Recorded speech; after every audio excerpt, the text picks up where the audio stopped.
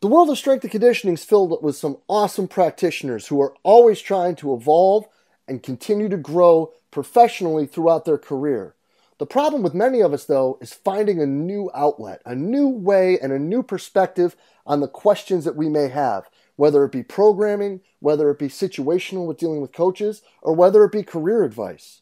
Because all too often what happens is we get stuck in with the same group of friends and the same group of colleagues that we reach out to for advice repeatedly over and over again. But what we should really be looking for is different perspectives, different people who have been through different situations who can help us make better decisions both for ourselves and our athletes. And one awesome place to start with that is the forums in the Strength Coach Network. In the forums in the Strength Coach Network, you'll be able to reach out and get feedback, input, and advice from coaches from all over the world. From everything from career advice to training modalities to programming, there's people there just for the same reason as you are, to try to get better, to learn, to share information, and to grow the field of strength and conditioning. So hop on over to strengthcoachnetwork.com/CVASPS, that's strengthcoachnetwork.com/CVASPS, to dive into all that great content today and get your 48-hour trial for only $1. I look forward to seeing you in the Strength Coach Network. Hey everybody, and welcome to Part 8 of the Metric Minute, brought to you by Vault Performance. I'm Kareem Jakawi, and today we'll examine the overall eccentric phase. This episode is a little denser, but understanding the concepts will really pay off. So let's go. A counter movement jump always starts with the athlete standing upright at zero velocity. This gentleman has a mass that's being pulled down by gravity at a constant force. In this case, 1,000 newtons, or roughly 225 pounds. Since he's pushing into the ground with an equal but opposite force, they're in balance and he stands still. To initiate his descent for the jump, he pulls away from the ground slightly and coils downward. Doing so changes the force balance like a seesaw. Since gravity is now larger, he accelerates downward. He will continue to accelerate downward until he passes this point of maximum eccentric velocity. His force output increases over time and decelerates his body until he's at zero velocity again, but this time at the bottom of his squat. He started at zero velocity, went into impulse det to build speed, then had to go above and beyond body weight to return to zero velocity. However, he's now loaded elastically and ready to triple extend. These two impulses will always be equal. To summarize these concepts, a powerful, explosive athlete will display an aggressive unloading phase, which will require them to hit the brakes hard and fast. This check mark is highly beneficial because they can achieve huge forces at zero velocity in minimal time, both of which are desirable athletic traits we discussed in previous episodes.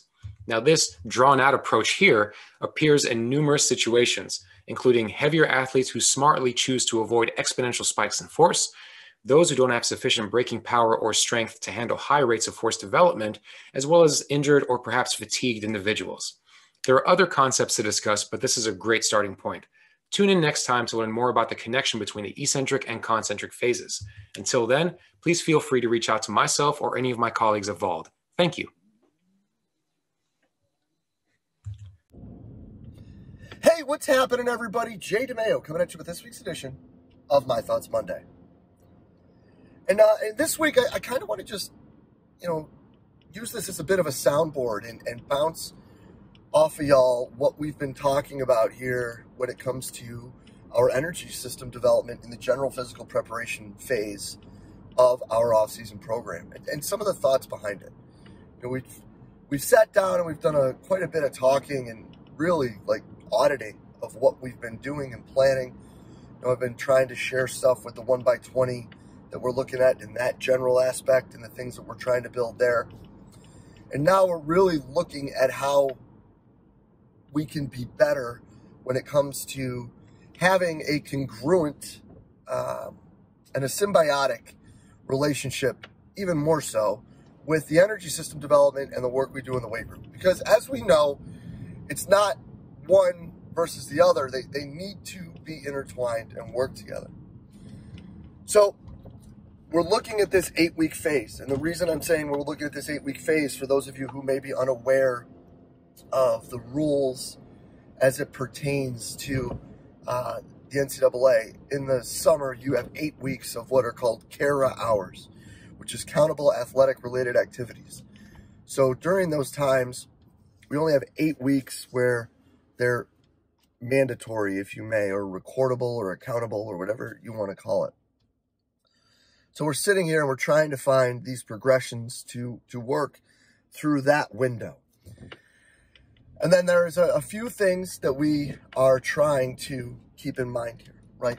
The first is that they're going to be coming off a break, right? Coming off of a time between the end of semester and returning to class. And then there's a break after for 3 to 4 weeks.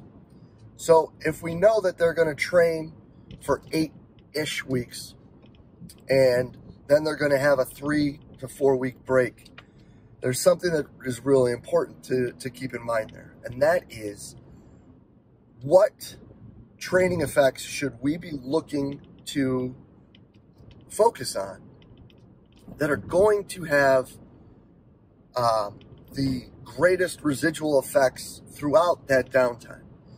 Because I think one of the things we learned from COVID, when all of these people were home, is that chances are they're doing even a little less than we thought when they're at home. So when we look at that, I think that probably the best resource for that is in Vladimir Iserin's book, Through Ultimate Athlete Concepts, in Block Periodization, where he has his residual training effect chart. I'll put in the show notes what page it is. I don't remember off the top of my head. But I want to say that strength and aerobic training are both somewhere in the area of a month, right? 20-something days to 30-something days, which is great. And that kind of piggybacks an earlier My Thoughts Monday that I did a few weeks ago, talking about how, you know, it's important for us to kind of get back to doing the general, right? And we have to remember, too, that this summertime stuff is your general physical preparation. Yes, they are doing sporting activity. Yes, they are working with the coaches and quote-unquote practicing. But it's also our time that's furthest away from the competitive season, so it's our time to develop these general qualities. So as we look at that, and we're tying things together with the entire program, we now look at what is the actual goal of this aspect of the program, right? Like, what is the why to doing this conditioning, and what are some things that impact it? Well, to me, the why of any energy system development program, or the focal point of the conditioning aspect of the program, is simply to make the game easier. And I know that that probably sounds like a bit too much of a dumbed down version of it, but it's pretty much the God's honest truth as to how I look at it. We can describe it as, we want to decrease the strain of the stress that is elicited on the organism and their resilience to said stress during competition and life.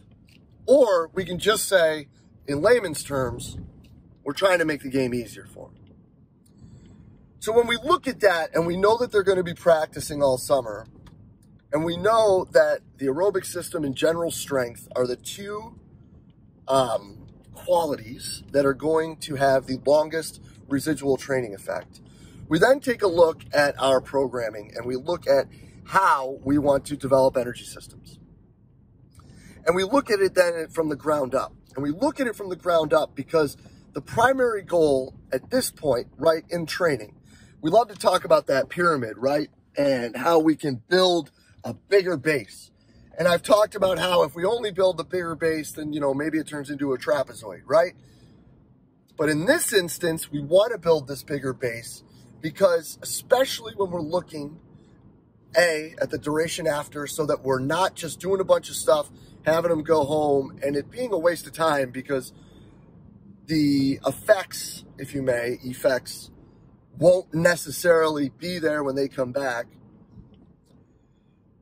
So B, we are developing a base of, you know, structural adaptations for them to build upon later. So if we increase strength a little bit and we allow them to grow with that, and we increase some of these aerobic qualities, we now have allowed A, practice to be easier, and B, them to be able to work at a higher intensity level for a longer duration of time. If they can work at a higher intensity level for a longer duration of time in practice, we therefore should see increases in sport form because they are now spending more time and being more focused and working at a higher level in their actual skill development. So how do we look at doing this?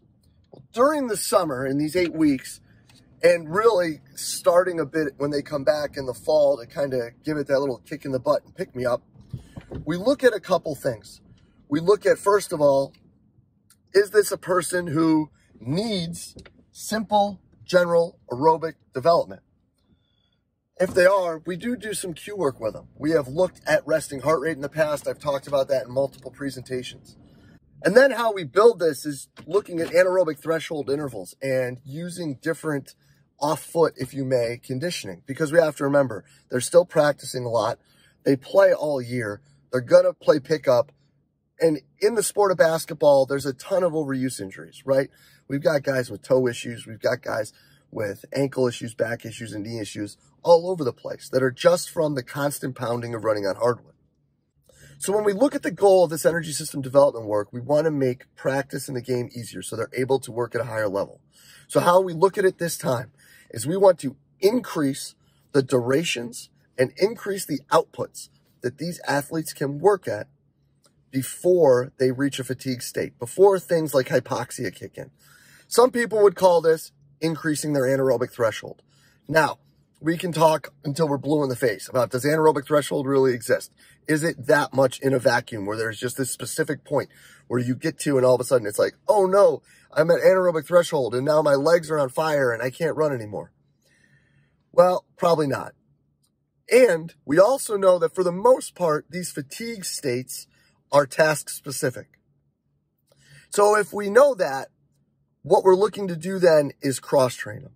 We're looking to perform a multitude of different exercises at specific heart rates so that we can increase the outputs in these areas and we can increase the durations of work that we can use in these different areas while we are continuing to practice on the court. Which in theory, if we are increasing these general capacities in a multitude of different scenarios while slowly increasing the intensity, and duration of work on the court, there then should be carryover from the work we're doing that is being applied into the work on the court. It's the same idea of taking these slow steps when it comes to strength training. As long as we are continually increasing slowly the volume and intensity of the work that we are able to withstand and we are able to adapt to when it comes to our general physical preparations energy system work, meaning, can you go from 4 sets of 5 minutes to 5 sets of 5 minutes or 4 sets of 6 minutes? And can that work rate at least stay constant? If the work rate can stay constant and go longer, that's a win. If the work rate can go up during the same amount of time, that's a win. So we're now pushing this bar up. And as we push that bar up, as long as we continue to do skill work and incorporate aspects of the sport skill and aspects of the competitive exercise, we should therefore have greater transfer and allow the athletes to then increase their outputs on the court and then increase their ability to perform at a higher level. So that's what we're looking at.